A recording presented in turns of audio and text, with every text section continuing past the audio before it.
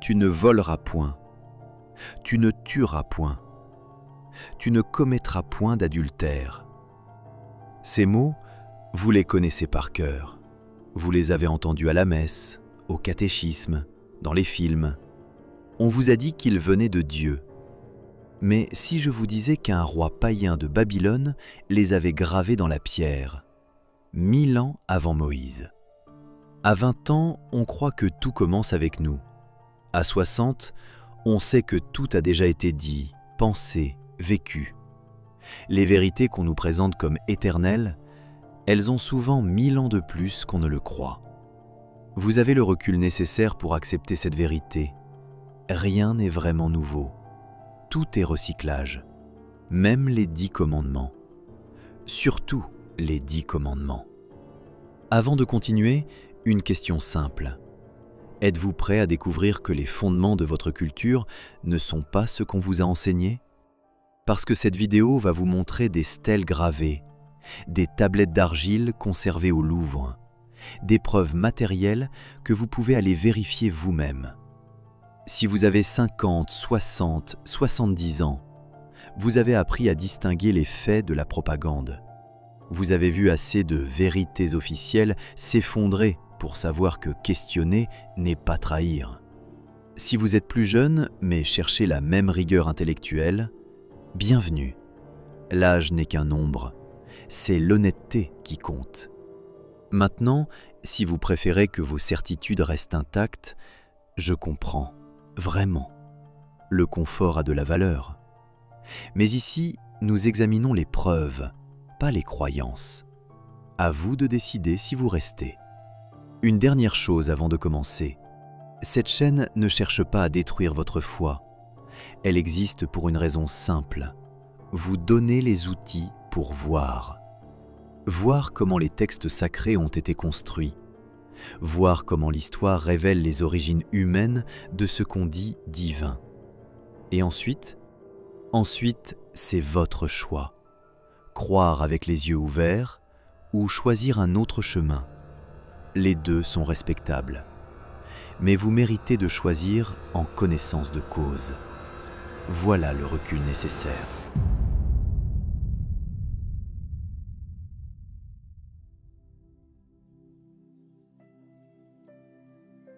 Paris, 1952. Aile Richelieu du Louvre. Un homme se tient devant une stèle de basalte noir. Haute de 2,25 m, ancienne de 3750 ans. Il s'appelle Jean Bottero. Il a 38 ans. Assyriologue, spécialiste des langues cunéiformes, professeur à l'école pratique des hautes études. Cela fait 20 ans qu'il déchiffre des tablettes d'argile. 20 ans qu'il lit le sumérien, l'akkadien, le babylonien ancien. Mais aujourd'hui, devant cette stèle, quelque chose le frappe. Quelque chose qu'il a lu 100 fois, mais qu'il voit vraiment pour la première fois. La stèle du code d'Hammurabi. Au sommet, le roi Hammurabi, debout devant le dieu Shamash, recevant les lois. En dessous, 282 lois gravées dans la pierre, en écriture cunéiforme. Datées de 1750 avant Jésus-Christ, plus de 1000 ans avant que les Hébreux ne compilent la Torah. Bottero lit, lentement, méthodiquement. Loi 196. Si un homme crève l'œil d'un autre homme, on lui crèvera l'œil. Il s'arrête. Cette phrase lui semble familière, terriblement familière. Il sort un petit carnet de sa poche, feuillette rapidement, trouve la page qu'il cherche. Exode 21, verset 24, Bible hébraïque, 6e siècle avant Jésus-Christ. Œil pour œil, dent pour dent, main pour main, pied pour pied. Identique, presque mot pour mot. Il continue de lire la stèle. Loi 127. Si quelqu'un a désigné du doigt l'épouse d'un homme et qu'il n'a pas pu le prouver, on le jettera devant les juges et on lui rasera la tempe. Faux témoignage, punition publique. Deutéronome 19, versets 16 à 19, 6e siècle avant Jésus-Christ. Si un faux témoin s'élève contre quelqu'un, vous le traiterez comme il avait dessein de traiter son frère.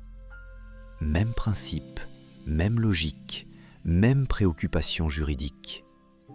Loi 129. Si l'épouse d'un homme a été surprise couchant avec un autre homme, on les liera et on les jettera à l'eau. Adultère, peine de mort. Lévitique 20, verset 10, 6e siècle avant Jésus-Christ. Si un homme commet l'adultère avec la femme de son prochain, l'homme et la femme adultères seront punis de mort. Même crime, même châtiment. Bottero sent quelque chose se resserrer dans sa poitrine. Ce n'est pas une coïncidence, ce ne sont pas des ressemblances vagues, ce sont des parallèles directs, structurellement identiques. La stèle devant lui date de 1750 avant notre ère. Les 10 commandements tels qu'on les connaît, compilés au VIe siècle avant notre ère. Un écart de 1000 ans. 1000 ans pendant lesquels ces lois circulaient en Mésopotamie. 1000 ans pendant lesquels elles structuraient les sociétés babyloniennes, assyriennes, hittites. Et puis, en 586 avant Jésus-Christ, les élites juives sont déportées à Babylone.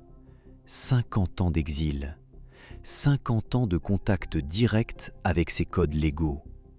Et quand ils rentrent à Jérusalem, ils apportent avec eux une Torah nouvellement compilée. Une Torah qui contient des lois étrangement similaires aux lois babyloniennes qu'ils viennent de côtoyer pendant 2 générations. Bottero sort son carnet, commence à prendre des notes frénétiquement, parce qu'il vient de comprendre quelque chose que l'Église, les synagogues, les institutions religieuses ne veulent pas que vous sachiez. Les 10 commandements ne sont pas tombés du ciel sur le mont Sinaï. Ils ont été copiés, adaptés, réécrits à partir de lois mésopotamiennes vieilles de plus de 1000 ans. Et nous avons les preuves. Gravés dans la pierre, conservés au Louvre. Vous connaissez l'histoire, on vous l'a racontée à la messe, au catéchisme, dans les films bibliques. Laissez-moi la récapituler quand même pour qu'on parte tous du même point.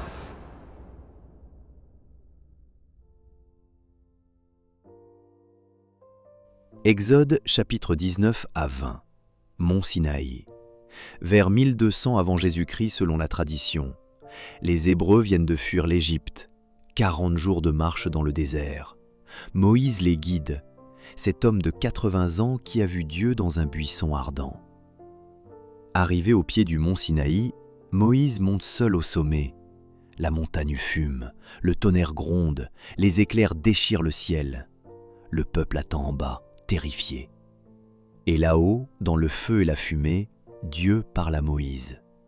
Il lui donne les 10 commandements, gravés par le doigt de Dieu lui-même sur 2 tables de pierre. Exode 31, verset 18, le dit explicitement. Lorsque l'Éternel eut achevé de parler à Moïse sur la montagne de Sinaï, il lui donna les 2 tables du témoignage, tables de pierre, écrites du doigt de Dieu. Voilà les commandements, vous les connaissez par cœur. Tu n'auras pas d'autre Dieu devant ma face. Tu ne te feras pas d'image taillée. Tu ne prendras pas le nom de l'Éternel en vain. Souviens-toi du jour du sabbat pour le sanctifier. Honore ton père et ta mère. Tu ne tueras point. Tu ne commettras point d'adultère. Tu ne déroberas point. Tu ne porteras point de faux témoignages. Tu ne convoiteras point. 10 lois simples, universelles, éternelles. Les fondations morales de la civilisation occidentale, les valeurs judéo-chrétiennes dont on parle tant, révélées directement par Dieu, uniques, originales, divines. C'est ce qu'on vous a enseigné. C'est ce que croient des milliards de juifs et de chrétiens à travers le monde. Et c'est une histoire puissante, vraiment. Elle a inspiré des œuvres d'art sublimes, des sculptures de Michel-Ange, des fresques de la chapelle Sixtine, des millions de personnes qui y ont trouvé une boussole morale. Peut-être vous-même avez cru à cette histoire, ou vous y croyez encore. Je ne suis pas là pour vous juger, vraiment pas, parce que cette histoire répond à un besoin humain profond, celui de croire que nos lois morales viennent de plus haut que nous ne les avons pas inventées, qu'elles ont été révélées. C'est rassurant, c'est structurant, c'est puissant. Mais voici ce que l'archéologie, l'histoire, la linguistique ont révélé, ce que Jean Bottero et d'autres chercheurs ont découvert en étudiant les textes cunéiformes de Mésopotamie. Ces commandements uniques et divins, ils existaient déjà, depuis plus de 1000 ans, gravés dans la pierre par un roi païen de Babylone, et nous avons les preuves. Posons maintenant la question qui tue. Bottero, debout devant cette stèle en 1952, pose une question. Une question. Simple. Tellement simple qu'elle semble presque naïve. Mais ce sont précisément les questions simples qui sont les plus dangereuses. Voici la question. Si les 10 commandements ont été révélés directement par Dieu à Moïse sur le mont Sinaï, pourquoi retrouve-t-on des lois quasi identiques gravées 1000 ans plus tôt dans des codes légaux babyloniens ? Cette question a 3 réponses possibles. Seulement 3. Première réponse, coïncidence. Les Hébreux et les Babyloniens ont développé indépendamment les mêmes lois morales. Deuxième réponse, Dieu a révélé les mêmes lois à différents peuples à différentes époques. Troisième réponse, les scribes hébreux ont copié et adapté les lois babyloniennes qu'ils connaissaient bien. Examinons ces 3 hypothèses, méthodiquement, scientifiquement. Commençons par l'hypothèse de la coïncidence. Certains universitaires conservateurs l'ont défendue. Ils disent « Les lois morales fondamentales sont universelles. Toutes les sociétés interdisent le meurtre, le vol, l'adultère. C'est normal qu'on retrouve ces interdictions partout. » C'est vrai, partiellement. Toutes les sociétés humaines ont effectivement développé des règles contre le meurtre, le vol, la violence. Mais ce qui rend l'hypothèse de la coïncidence impossible ici, c'est la précision des parallèles. On ne parle pas de ressemblances vagues, on parle de correspondances structurelles exactes. Laissez-moi vous montrer. Prenons d'abord la protection de la vie humaine. Loi 196 du Code d'Hammurabi, datée de 1750 avant Jésus-Christ. Si un homme crève l'œil d'un autre homme, on lui crèvera l'œil. Exode 21, verset 24, 6e siècle avant Jésus-Christ. Œil pour œil, dent pour dent, main pour main, pied pour pied. Pas simplement l'idée de réciprocité, la formule exacte, œil pour œil. Et regardez la loi 200.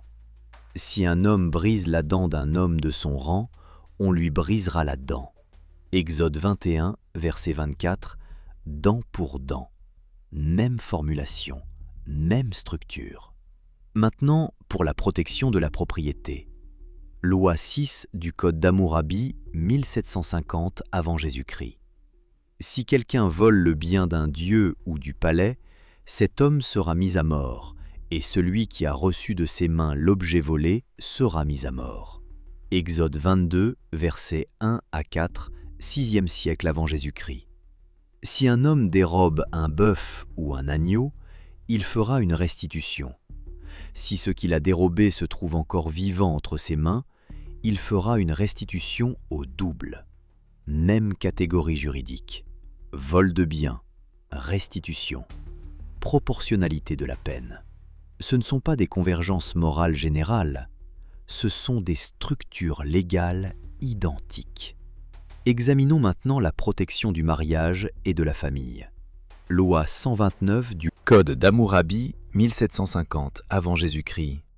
Si l'épouse d'un homme a été surprise couchant avec un autre homme, on les liera et on les jettera à l'eau. Lévitique 20, verset 10. 6e siècle avant Jésus-Christ. Si un homme commet l'adultère avec la femme de son prochain, l'homme et la femme adultères seront punis de mort. Adultère égale peine de mort pour les deux partenaires. Même crime, même châtiment. Et regardez la loi 154. Si un homme connaît sa fille, on bannira cet homme de la cité. Lévitique 18, versets 6 à 18. Tout le chapitre interdit l'inceste avec des formulations presque identiques. Tu ne découvriras point la nudité de ta fille, tu ne découvriras point la nudité de ta sœur. Même structure, mêmes interdictions, même registre moral et légal. Passons maintenant à la protection contre le faux témoignage. Loi 127 du Code d'Hammurabi, 1750 avant Jésus-Christ. Si quelqu'un a désigné du doigt l'épouse d'un homme et qu'il n'a pas pu le prouver, on le jettera devant les juges et on lui rasera la tempe. Deutéronome 19, versets 16 à 19, 6e siècle avant Jésus-Christ. Si un faux témoin s'élève contre quelqu'un pour l'accuser d'un crime, vous le traiterez comme il avait dessein de traiter son frère. Faux témoignage égale punition publique proportionnelle au crime accusé. Et la loi 3, si quelqu'un dans un procès porte un faux témoignage, si l'affaire est un procès capital, cet homme sera mis à mort. Même principe exact que dans Deutéronome 19, verset 19. Vous ferez à ce faux témoin ce qu'il avait pensé faire à son frère. Vous voyez le pattern ? Ce ne sont pas des convergences morales vagues du type « toutes les sociétés interdisent le meurtre ». Ce sont des parallèles structurels précis. Même catégorie de crime, même type de châtiment, même logique juridique. Et ce n'est pas fini, il y a plus troublant encore. Regardons maintenant le respect dû aux parents. Loi 195 du Code d'Hammurabi, 1750 avant Jésus-Christ. Si un fils frappe son père, on lui coupera la main. Exode 21, verset 15, 6e siècle avant Jésus-Christ. Celui qui frappera son père ou sa mère sera puni de mort. Même crime familial, punition corporelle sévère. Et Exode 20, verset 12. Honore ton père et ta mère, afin que tes jours se prolongent dans le pays que l'Éternel, ton Dieu, te donne. Le commandement d'honorer ses parents n'est pas une innovation hébraïque. C'était déjà un pilier du droit mésopotamien 1000 ans plus tôt. Hammurabi lui-même, dans le prologue de son code, affirme régner pour que le fort n'opprime pas le faible. La Torah reprend cette formulation presque textuellement dans Deutéronome 24, verset 14. « Tu n'opprimeras point le mercenaire pauvre et indigent. » Vous voyez ce qui se passe ici ? On n'est plus dans le domaine de la coïncidence. On est dans le domaine de la transmission culturelle directe. Alors peut-être que vous vous dites « D'accord, il y a des similarités. » Mais peut-être que Dieu a révélé les mêmes lois à différents peuples. C'est la deuxième hypothèse. Examinons-la. Si Dieu avait révélé les mêmes lois morales à Hammurabi et à Moïse, pourquoi Hammurabi ne mentionne-t-il jamais Yahvé ? Pourquoi dit-il avoir reçu ces lois du Dieu Shamash, pas du Dieu d'Israël ? Pourquoi les 10 commandements incluent-ils des interdictions spécifiques à Yahvé ? Tu n'auras pas d'autre Dieu devant ma face, alors que le Code d'Hammurabi mentionne plusieurs divinités babyloniennes. Pourquoi la Torah introduit-elle des modifications précises qui reflètent les préoccupations théologiques spécifiques au judaïsme naissant, monothéisme strict, sabbat, circoncision, alors que ces éléments sont absents du Code d'Hammurabi? Si c'était une révélation divine universelle, ces codes devraient être identiques, pas similaires, identiques. Or, ils ne le sont pas. Ils sont similaires dans leur structure juridique, mais divergents dans leurs préoccupations théologiques. Ce qui suggère fortement que les scribes hébreux ont pris la structure juridique babylonienne et l'ont adaptée à leur propre vision monothéiste. Voilà précisément ce qu'on attendrait si c'était une transmission culturelle humaine, pas une révélation divine. Mais le coup de grâce, c'est le timing. 586 avant Jésus-Christ. Le roi babylonien Nabuchodonosor II conquiert Jérusalem. Le temple de Salomon est détruit. Les élites juives, prêtres, scribes, aristocrates, sont déportés à Babylone. 50 ans d'exil. Et c'est pendant cet exil, pas avant, que la Torah est compilée dans sa forme finale. Les spécialistes bibliques sont unanimes là-dessus. Les textes de la Torah tels qu'on les connaît ont été finalisés pendant ou juste après l'exil babylonien. Avant l'exil, il existait des traditions orales, des fragments de textes. Mais la compilation systématique, la mise en forme définitive, pendant l'exil, à Babylone. Pendant 50 ans, les scribes hébreux vivent au cœur de la civilisation babylonienne. Ils voient les stèles de loi gravées dans les temples. Ils côtoient les prêtres et les juristes babyloniens. Ils étudient les codes légaux locaux. Et quand ils rentrent à Jérusalem en 538 avant Jésus-Christ, ils compilent une Torah qui contient des lois étrangement similaires à celles qu'ils viennent de côtoyer pendant 2 générations. Vous appelez ça une coïncidence ? Aucun historien sérieux ne le pense. Parce qu'il y a un précédent, et ce précédent est documenté. Le mythe du déluge. Genèse 6 Appa 9 raconte l'histoire de Noé. Dieu détruit l'humanité par un déluge. Un seul homme juste, Noé, construit une arche. Il sauve sa famille et des animaux. Après 40 jours, les eaux se retirent. Noé lâche une colombe qui revient avec un rameau d'olivier. Dieu fait alliance avec Noé. Histoire unique, non? Révélée par Dieu. Sauf que, en 1872, un archéologue britannique du nom de George Smith déchiffre une tablette d'argile découverte à Ninive, l'épopée de Gilgamesh, datée du XVIIIe siècle avant Jésus-Christ, donc 1200 ans avant la compilation de la Genèse. Et dans cette épopée, il y a une histoire de déluge. Un homme nommé Utnapishtim. Les dieux décident de détruire l'humanité par un déluge. Un seul homme juste est averti. Il construit un bateau géant. Il sauve sa famille et des animaux. Après 7 jours, les eaux se retirent.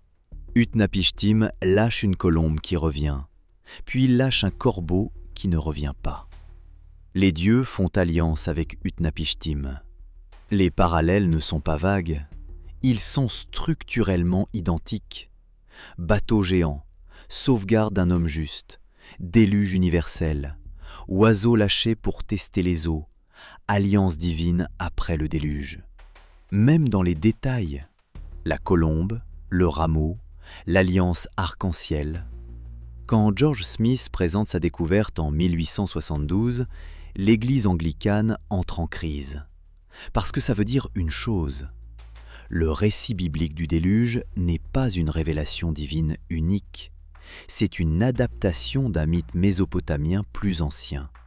Et si c'est vrai pour le déluge, pourquoi ce ne serait pas vrai pour les 10 commandements ? Voilà où nous en sommes. Les 10 commandements ne sont pas tombés du ciel. Ils ont été copiés, adaptés, intégrés dans une nouvelle vision théologique monothéiste, par des scribes humains qui connaissaient parfaitement les codes légaux babyloniens. Et maintenant, vous allez me dire, d'accord, mais alors pourquoi ? Pourquoi les scribes hébreux auraient fait ça ? Excellente question. Et la réponse va vous surprendre, parce qu'ils n'avaient pas le choix. Laissez-moi vous expliquer le contexte, le vrai contexte historique.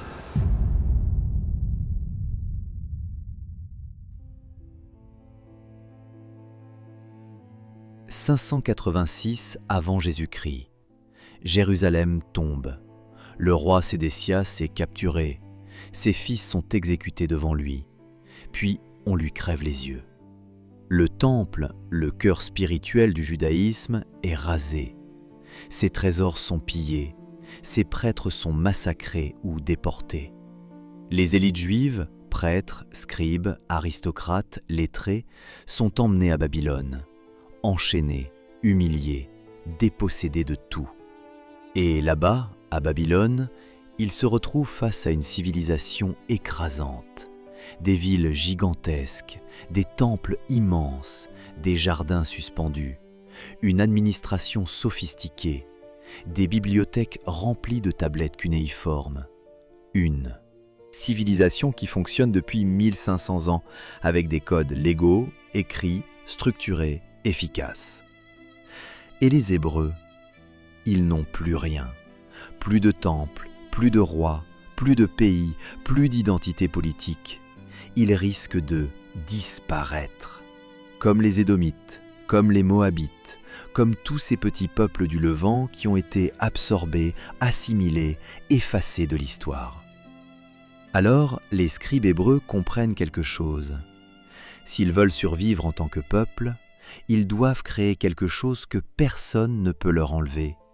Pas un territoire, pas une armée, pas un roi. Une identité textuelle. Des lois, des récits, une mémoire collective écrite qui peut survivre même sans temple, même sans pays. Et pour que ces lois soient respectées, elles doivent être efficaces. Elles doivent réguler la vie quotidienne, résoudre les conflits, organiser la société. Alors, les scribes regardent autour d'eux, et ils voient des lois qui fonctionnent depuis 1000 ans. De code d'Hammurabi, le code de Lipit-Ishtar, les lois assyriennes, les lois hittites.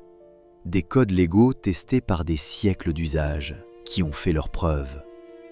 Et ils font quelque chose de brillant. Ils prennent ces lois éprouvées et ils les intègrent dans un récit sacré. Ils ne disent pas « Voici les lois que nous avons empruntées aux Babyloniens ». Ils disent « Voici les lois que Dieu lui-même a révélées à Moïse sur le mont Sinaï ». Pourquoi ? Parce qu'une loi humaine peut être contestée, modifiée, abandonnée. Mais une loi divine, éternelle, intouchable, absolue. Et ça marche. Pendant 2500 ans, ces lois maintiennent la cohésion du peuple juif, à travers l'exil, à travers la dispersion, à travers les persécutions. Quand Rome détruit le second temple en 70 après Jésus-Christ, les Juifs ne disparaissent pas, parce qu'ils ont la Torah. Quand ils sont chassés d'Espagne en 1492, ils ne disparaissent pas, parce qu'ils ont la Torah. Quand ils survivent à la Shoah, ils ne disparaissent pas, parce qu'ils ont la Torah. Ces lois, même si elles viennent de Babylone, ont accompli quelque chose d'extraordinaire. Elles ont permis à un peuple de survivre pendant 25 siècles, sans territoire, sans armée, sans pouvoir politique. C'est peut-être la plus grande réussite culturelle de l'histoire humaine. Mais cela ne change rien au fait que ces lois ne sont pas tombées du ciel. Elles ont été forgées par des mains humaines. Et maintenant, parlons de ce qui dérange vraiment. Parce que jusqu'ici, on a parlé d'histoire, d'archéologie, de preuves matérielles. Mais ce qui dérange vraiment les gens, ce n'est pas l'histoire, c'est ce que cette histoire implique.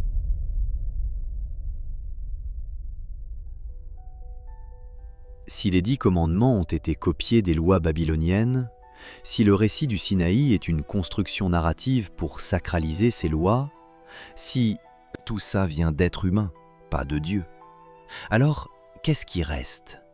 Qu'est-ce qui reste de la révélation divine ? Qu'est-ce qui reste des valeurs judéo-chrétiennes ? Qu'est-ce qui reste de l'idée que nous avons des fondements moraux absolus, éternels, donnés par Dieu ? Voilà ce qui fait peur. Pas les tablettes d'argile, pas les stèles de basalte, pas Jean Bottero et ses carnets de notes. Ce qui fait peur, c'est l'idée que peut-être que tout ce qu'on nous a dit était sacré, ne l'était pas. Que peut-être nous sommes seuls. Que peut-être il n'y a jamais eu de voix divine sur une montagne.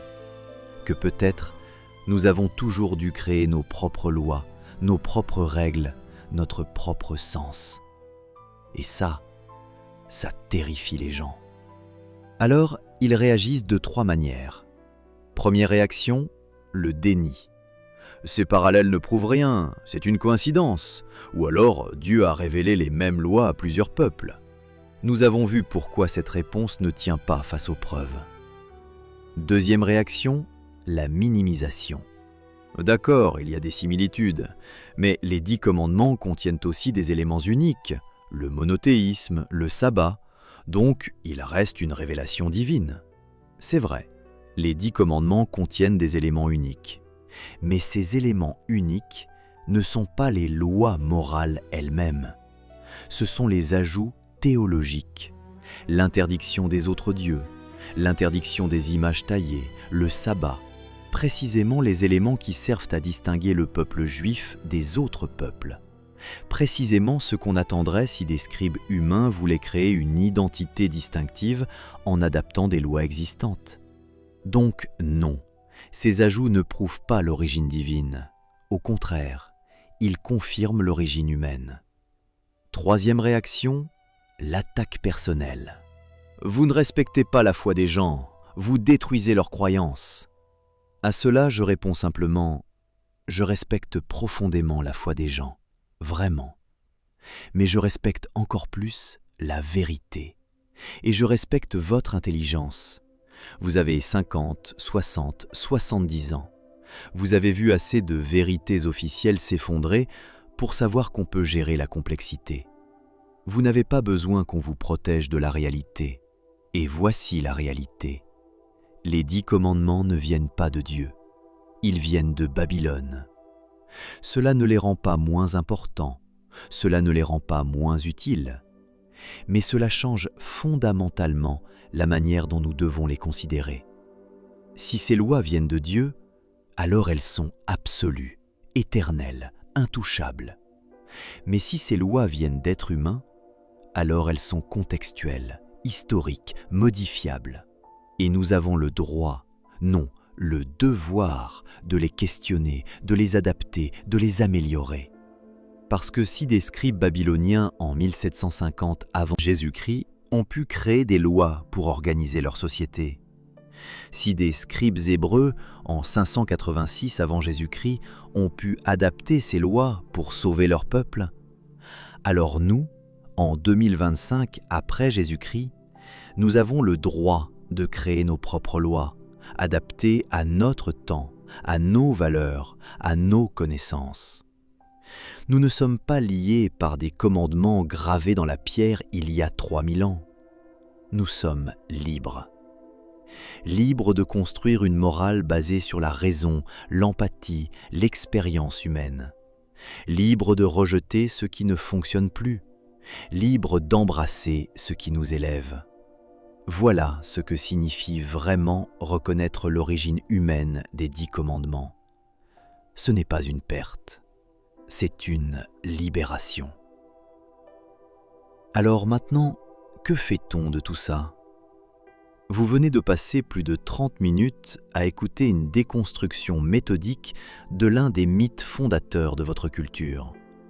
Vous avez vu les preuves, vous avez entendu les arguments, vous avez suivi le raisonnement. Et maintenant, vous êtes face à un choix. Qu'allez-vous faire de cette connaissance ? 3 options s'offrent à vous. Option 1. Vous rejetez tout ce que je viens de dire. Vous décidez que les preuves archéologiques, les parallèles structurels, le contexte historique, tout ça ne compte pas. Vous préférez croire que les 10 commandements sont une révélation divine unique tombée du ciel sur le mont Sinaï. Et vous savez quoi ? C'est votre droit. Absolument. Je ne suis pas là pour vous forcer à abandonner vos croyances. Mais si vous choisissez cette option, soyez honnête avec vous-même. Vous choisissez de privilégier le confort de la croyance sur la rigueur de la preuve. Et c'est compréhensible, vraiment. Mais ça reste un choix, conscient, délibéré. Option 2. Vous acceptez les preuves, mais vous les compartimentez. Vous dites « D'accord, les 10 commandements ont été influencés par les lois babyloniennes, mais ça ne change rien à ma foi. Dieu a pu utiliser ces lois existantes pour révéler sa volonté. » C'est une position plus subtile, plus nuancée, et elle permet de maintenir une forme de foi tout en reconnaissant la réalité historique. Beaucoup de théologiens chrétiens et juifs libéraux ont adopté cette position. Ils disent « La révélation divine ne signifie pas nécessairement que Dieu a dicté chaque mot. Ça peut signifier que Dieu a inspiré les humains à travers l'histoire. C'est une position respectable, intellectuellement cohérente. Mais elle implique aussi un changement fondamental dans la manière dont vous lisez la Bible. Vous ne pouvez plus prendre ces textes au pied de la lettre. Vous devez les lire comme des constructions humaines inspirées par une recherche du divin. Ce qui revient presque à admettre que ce sont des textes humains. Donc, option 2, c'est un compromis, un entre-deux. Et maintenant, option 3. Vous acceptez l'épreuve. Vous acceptez les implications. Vous reconnaissez que les 10 commandements, comme tous les textes sacrés, sont des créations humaines. Et vous décidez que c'est magnifique. Parce que si ces lois ne viennent pas d'un Dieu, alors elles viennent de nous, de notre capacité à créer du sens, de notre besoin de structure, de notre désir de vivre ensemble en paix. Les scribes babyloniens, en 1750 avant Jésus-Christ, n'attendaient pas qu'un Dieu leur dise quoi faire. Ils ont réfléchi, ils ont observé leur société, ils ont identifié les problèmes et ils ont créé des lois pour les résoudre. Les scribes hébreux, en 586 avant Jésus-Christ, en plein exil, face à la disparition possible de leur peuple, ils n'ont pas attendu un miracle. Ils ont agi, ils ont adapté, ils ont créé. Et ces lois ont permis à leur peuple de survivre pendant 2500 ans. C'est plus impressionnant que si ça venait d'un Dieu, parce que ça montre ce dont l'humanité est capable quand elle arrête d'attendre une intervention divine et qu'elle prend ses responsabilités. Voilà ce que j'appelle le recul nécessaire. La capacité de regarder ces textes anciens, non pas avec révérence aveugle, mais avec respect pour ce qu'ils sont vraiment. Des monuments de l'ingéniosité humaine. Des outils créés par des êtres humains pour résoudre des problèmes humains. Des récits qui ont donné du sens à des peuples en quête d'identité. Reconnaître leur origine humaine ne les diminue pas. Au contraire, ça les rend encore plus remarquables. Alors, quelle option choisissez-vous ? Option 1. Le déni. Confortable, mais intellectuellement malhonnête. Option 2. Le compromis. Subtil, mais instable. Option 3. L'acceptation. Libératrice, mais exigeante. Le choix vous appartient. Mais moi, j'ai fait le mien. Et maintenant, laissez-moi vous dire quelque chose d'important, quelque chose qu'on ne dit pas assez. Ce que nous venons de faire ensemble dans cette vidéo, ce n'est pas anodin. Nous venons de remettre en question l'un des mythes fondateurs de la civilisation occidentale. Nous avons examiné des preuves archéologiques, nous avons analysé des parallèles structurels, nous avons suivi un raisonnement historique rigoureux. Et nous sommes arrivés à une conclusion que beaucoup de gens refusent d'accepter. Mais vous êtes restés. Vous avez écouté. Vous avez suivi le raisonnement. Et ça dit quelque chose de vous. Ça dit que vous appartenez à cette rare catégorie de personnes qui préfèrent la vérité au confort, qui préfèrent comprendre plutôt que croire aveuglément, qui préfèrent la complexité de la réalité à la simplicité des mythes. Et c'est précieux, c'est rare, c'est essentiel. Parce que voyez-vous, ce que nous venons de faire ici, ce n'est pas seulement de l'histoire ancienne. C'est une méthodologie, une manière de penser, un outil. Aujourd'hui, nous avons appliqué cette méthodologie aux 10 commandements. Mais cette même méthodologie peut s'appliquer à n'importe quelle vérité officielle. Qu'est-ce qu'une vérité officielle ? C'est un récit qu'on vous présente comme indiscutable, sacré, absolu. Un récit qui dit « Ne questionnez pas, acceptez, croyez ». Ces vérités officielles existent partout. Dans la religion, bien sûr, mais pas seulement. Dans la politique, dans l'économie, dans les médias, dans les institutions. Chaque fois qu'une autorité vous dit « c'est comme ça, point final, ne cherchez pas plus loin », vous devriez avoir un réflexe, le même réflexe que Jean Bottero devant cette stèle en 1952. Vous devriez vous demander d'où vient vraiment cette affirmation, qui l'a créée, à quelle époque, dans quel contexte, pour servir quels intérêts. Parce que derrière chaque vérité éternelle, il y a des êtres humains, avec des motivations, des contextes, des agendas. Et reconnaître cela, ce n'est pas du cynisme, c'est de la lucidité. Les scribes hébreux qui ont compilé la Torah en 586 avant Jésus-Christ, ils ne mentaient pas. Ils créaient un récit fondateur pour sauver leur peuple. C'était nécessaire, c'était brillant, c'était humain. Mais aujourd'hui, 25 siècles plus tard, nous avons le recul nécessaire pour voir ce récit pour ce qu'il est, une construction humaine, magnifique, efficace, mais humaine. Et si nous pouvons voir cela pour les 10 commandements, nous pouvons voir cela pour tout.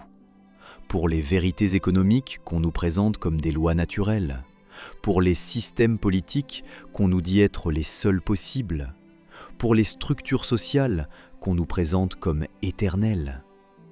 Tout cela a été construit par des êtres humains, et ce qui a été construit par des êtres humains peut être déconstruit, modifié, amélioré par d'autres êtres humains, par nous. Voilà le véritable héritage de ce que nous venons de faire, pas juste une leçon d'histoire ancienne, mais une libération intellectuelle, la permission de questionner, de douter, de chercher, la permission de dire « je veux des preuves, je veux des sources, je veux comprendre d'où vient cette affirmation ». Et si on ne peut pas vous fournir de preuves solides, alors vous avez le droit de rejeter cette affirmation, même si elle vient d'une autorité religieuse, même si elle vient d'une institution respectée, même si elle a été répétée pendant des millénaires. Parce que l'ancienneté d'une croyance ne prouve pas sa vérité, seulement sa capacité à se perpétuer. Et maintenant que vous avez cette capacité de questionner, que vous avez vu comment on déconstruit un mythe fondateur, que vous avez compris la différence entre vérité historique et récit fondateur, qu'allez-vous en faire? Parce que voilà ce qui se passe maintenant. Vous allez quitter cette vidéo, vous allez retourner à votre vie quotidienne. Et dans quelques jours, quelques semaines, vous allez oublier les détails. Vous oublierez le code d'Hammurabi, vous oublierez Jean Bottero, vous oublierez les parallèles entre Loi 196 et Exode 21. C'est normal, c'est humain.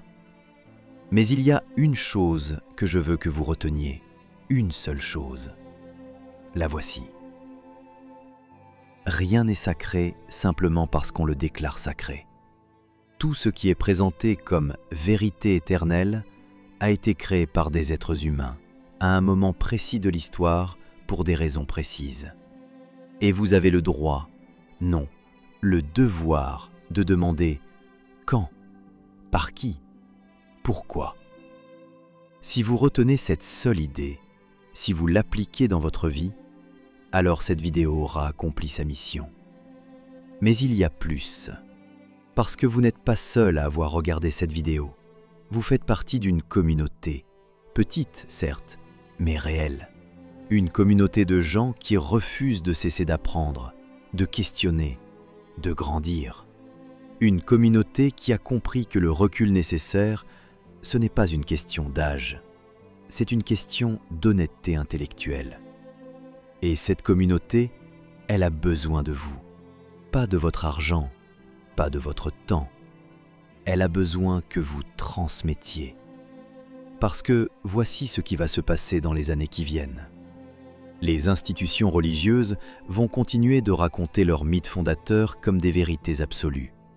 Les écoles vont continuer d'enseigner les valeurs judéo-chrétiennes sans mentionner Babylone. Les enfants vont continuer d'apprendre que Moïse a reçu les tables de la loi directement de Dieu sur le mont Sinaï. Et personne ne leur dira la vérité, sauf si vous la leur dites. Vous n'avez pas besoin de faire un grand discours, vous n'avez pas besoin de créer une chaîne YouTube, vous avez juste besoin de transmettre à vos enfants, à vos petits-enfants, à vos amis qui sont prêts à entendre. Dites-leur, les 10 commandements, ils viennent de Babylone, 1000 ans avant Moïse. C'est prouvé, les preuves sont au Louvre.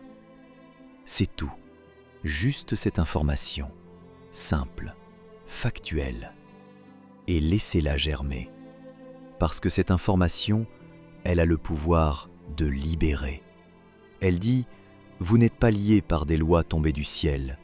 Vous êtes libres de créer vos propres lois, basées sur la raison, sur l'empathie, sur l'expérience. Et c'est un cadeau immense. Le cadeau de la liberté intellectuelle. Le cadeau de savoir que tout peut être questionné. Que rien n'est intouchable. Que rien n'est absolu. Que l'humanité a toujours créé ses propres règles, ses propres sens, ses propres structures, et qu'elle peut continuer de le faire. Mieux encore, alors transmettez, s'il vous plaît, transmettez. Pas avec arrogance, pas avec mépris pour ceux qui croient encore, mais avec douceur, avec patience, avec cette bienveillance que seule l'expérience apporte. Parce que vous avez le recul nécessaire. Vous avez vu des vérités éternelles s'effondrer. Vous avez vu des lois divines être abandonnées. Vous avez vu l'humanité progresser, non pas en suivant des textes anciens, mais en les dépassant. Et cette expérience, elle fait de vous des témoins précieux, des ponts entre ceux qui croient encore au mythe fondateur et ceux qui n'y croient plus. Des gardiens d'une sagesse rare, la sagesse de savoir que tout est humain et que c'est magnifique ainsi. Regardons maintenant un dernier aspect, un aspect que la plupart des critiques négligent. Quand on révèle que les 10 commandements viennent de Babylone, beaucoup de gens réagissent comme si c'était une tragédie. Vous détruisez nos valeurs, vous détruisez notre culture, vous détruisez notre héritage. Mais c'est faux. Parce que reconnaître l'origine babylonienne des 10 commandements ne diminue en rien ce que les scribes hébreux ont accompli. Au contraire, ça le rend encore plus impressionnant. Laissez-moi vous expliquer. 586 avant Jésus-Christ, Jérusalem en ruine, temple détruit, élite déportée à Babylone. Le peuple juif est face à l'extinction. Dans cette situation, qu'est-ce qu'un peuple normal fait? Il disparaît. Il se fond dans la population locale. Il adopte les dieux locaux. Il oublie son identité. C'est ce qui s'est passé avec les Édomites, avec les Moabites, avec les Ammonites. Tous ces peuples du Levant qui existaient en même temps que les Hébreux. Où sont-ils aujourd'hui? Disparus, assimilés, oubliés. Mais les Juifs, ils sont toujours là, 25 siècles plus tard, malgré l'exil, malgré la dispersion, malgré les persécutions, malgré les tentatives d'extermination. Comment ont-ils fait? Grâce à des lois qui créaient une identité textuelle, une identité qui pouvait survivre sans territoire, sans temple, sans roi. Et d'où venaient ces lois? De Babylone. Les scribes hébreux, en plein exil, ont regardé autour d'eux. Ils ont vu des codes légaux qui fonctionnaient depuis 1000 ans, qui organisaient des sociétés, qui résolvaient des conflits, qui créaient de l'ordre. Et ils ont fait quelque chose de brillant. Ils ont pris ces lois et ils les ont intégrées dans un récit sacré. Ils ont créé l'histoire du Sinaï, l'histoire de Moïse recevant les tables de la loi, l'histoire d'une alliance entre Dieu et son peuple. Et ce récit, il a transformé des lois babyloniennes ordinaires en commandements sacrés, en lois qu'on ne peut pas modifier, qu'on ne peut pas abandonner, qu'on doit transmettre de génération en génération. Et ça a marché. pendant 2500 ans. Ces lois ont maintenu la cohésion du peuple juif à travers des épreuves inimaginables. Alors oui, les lois viennent de Babylone. Oui, le récit du Sinaï est une construction narrative. Oui, c'est de l'histoire humaine, pas de la révélation divine. Mais ça ne diminue pas ce que ces scribes ont accompli. Au contraire, ça montre que l'humanité, sans intervention divine, est capable de choses extraordinaires, que nous pouvons créer du sens face à l'absurde, que nous pouvons construire de l'ordre face au chaos, que nous pouvons survivre face à l'impossible. Les scribes hébreux, en 586 avant Jésus-Christ, ils n'étaient pas des prophètes inspirés par Dieu, c'étaient des survivants, des intellectuels, des penseurs, des créateurs. Ils avaient vu leur monde s'effondrer, et au lieu de se résigner, ils ont agi. Ils ont pris ce qui fonctionnait ailleurs, ils l'ont adapté à leur vision du monde. Ils ont créé un récit qui rendait ces lois sacrées, et ils ont sauvé leur peuple. Face à l'oubli, ils ont forgé une mémoire. Face à la dispersion, ils ont créé une identité. Face à la mort, ils ont construit une immortalité. C'est plus héroïque que si un Dieu avait fait le travail à leur place, parce que ça montre ce dont nous sommes capables quand nous arrêtons d'attendre des miracles et que nous créons nous-mêmes notre destin. Voilà ce que signifie vraiment le recul nécessaire. Reconnaître l'origine humaine de nos vérités éternelles, non pas comme une perte, mais comme une célébration de ce que l'humanité peut accomplir. Et maintenant que vous savez tout ça, qu'allez-vous en faire? Parce que cette connaissance, elle vous appartient maintenant. Elle fait partie de vous.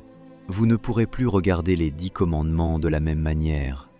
Vous ne pourrez plus entendre quelqu'un dire « Dieu a révélé ses lois » sans penser « Non, des scribes babyloniens les ont créés, des scribes hébreux les ont adaptés. » Et c'est une responsabilité, parce que maintenant, vous faites partie de ceux qui savent, et ceux qui savent ont le devoir de transmettre. Pas pour détruire la foi des autres, pas pour vous sentir supérieur, mais pour offrir la même liberté que vous avez reçue. La liberté de savoir que nos lois ne viennent pas du ciel, qu'elles viennent de nous, et que si elles ne nous conviennent plus, nous pouvons en créer de meilleures, pas en attendant qu'un Dieu nous guide, mais en utilisant notre raison, notre empathie, notre expérience. C'est ça, être humain. C'est ça, le véritable héritage des 10 commandements. Pas les lois elles-mêmes, mais la capacité de reconnaître que toute loi, même divine, a été créée par des mains humaines, et que nos mains peuvent créer mieux encore. Voilà ce que j'avais à vous dire aujourd'hui. Une histoire qui traverse 4000 ans. De Babylone à Jérusalem, du Louvre à votre écran. Une histoire que peu de gens connaissent, que beaucoup préféreraient ignorer, mais une histoire que vous méritez de connaître.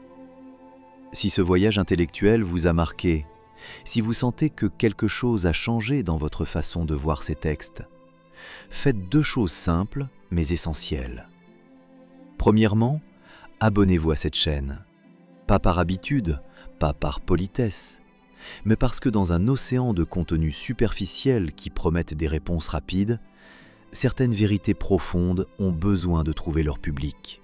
Et vous êtes ce public. Vous appartenez à une génération qui a encore le goût de la profondeur, de la complexité, de la vérité, même quand elle dérange. Une génération qui sait que comprendre prend du temps, que la rigueur intellectuelle a un prix, que la liberté de penser se mérite. Tant qu'il y aura des gens comme vous, des adultes qui refusent de cesser d'apprendre, de questionner, de grandir, il y aura de l'espoir. Deuxièmement, si vous le pouvez, soutenez cette chaîne. Vous pouvez rejoindre la communauté sur YouTube ou faire un don via le lien en description.